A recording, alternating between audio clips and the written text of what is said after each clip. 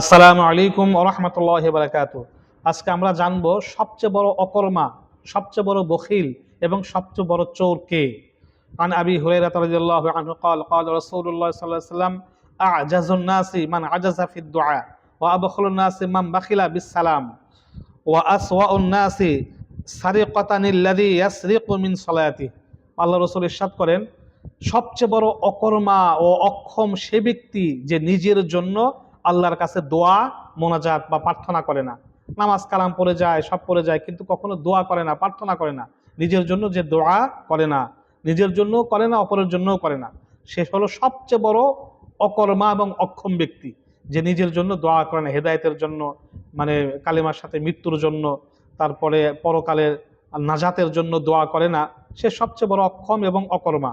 আর সবচেয়ে বড় কৃপণ সে ব্যক্তি যে সালাম বিনিময়ে কৃপণতা করে।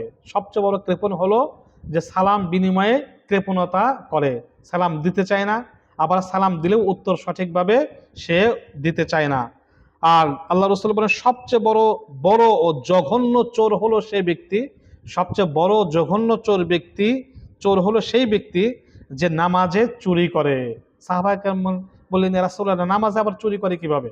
আল্লাহ রাসূল বলেন, নামাজে অলসতা করে, রুকু সাজদা ঠিক মতো করে না, ঠিক মতো বসে না, ঠিক মতো মন নামাজের মধ্যে রাখার চেষ্টা করে না। এটা হলো নামাজে চুরি করা। তাই সবচেয়ে বড় এবং জঘন্য চোর কখনো হওয়া যাবে না, নামাজে চুরি করা যাবে না। এবং সবচেয়ে বড় অকর্মা, অক্ষম হওয়া যাবে না, অর্থাৎ নিজের জন্য, মানে আত্মীয় স্বজনের জন্য, মানে মৃত জীবিত সবার জন্য দোয়া করতে হবে।